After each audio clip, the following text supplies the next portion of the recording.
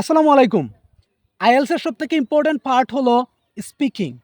আর এই স্পিকিংটা শুধুমাত্র আপনার আইএলসের নয়, আপনার ভিসা প্রসেসিং, আপনার কমিউনিকেশন, আপনার প্রত্যেকটা ক্ষেত্রে স্পিকিংয়ের গুরুত্ব অপরিসীম। সো কীভাবে স্পিকিংয়ে ফ্লুয়েন্ট হবেন এবং কীভাবে একটা ভালো ব্রেন স্কোর আপনি স্পিকিং থেকে কালেক্ট করবেন, আসুন আজকে জেনে নেই। Tips number 1, speak clearly and confidently. ভয় পাবেন না, চোখে চোখ রেখে কথা বলার চেষ্টা করুন। Even if you make a mistakes, don't pause. ভুল করলেও আপনি দাঁড়াবেন না, আপনি কথা বলা কন্টিনিউ করে যাবেন। কারণ এক্সামিনার কিন্তু আপনার কনফিডেন্সটা দেখতে চায়, আপনার কথা বলার এবিলিটিটা দেখতে চায়। Tips number 2, don't rush, take a pause. কথা বলার সময় গড়গড় করে কথা বলে ফেলো না, একটু থামো, চিন্তা করো, এরপর কথা বলো। এতে করে তোমার ফ্লুয়েন্সিটা বাড়বে আর নার্ভাসনেস কমে যাবে।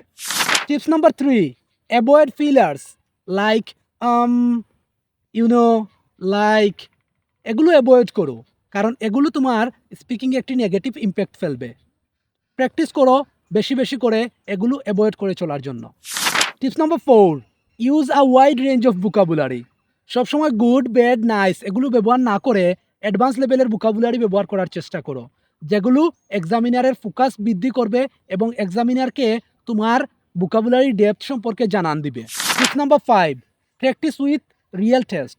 বিভিন্ন ধরনের সফটওয়্যার রয়েছে যেগুলোতে রিয়েল টেস্ট দেওয়া যায় স্পিকিংয়ের, বা তোমার ফ্রেন্ড বা তোমার অন্যান্য রিলেটিভ যারা ইংরেজিতে অভ্যস্ত তাদের সাথে প্র্যাকটিস করো, রিয়েলি তাদের সাথে কথা বলো, ফেস টু ফেস কথা বলো, থ্রু অনলাইন মিডিয়ার মাধ্যমে কথা বলো। ইনশাআল্লাহ তোমার ইংলিশ স্পিকিং ইমপ্রুভ হবে এবং 7+ ব্রেন্ড স্কোর পেতে পারো।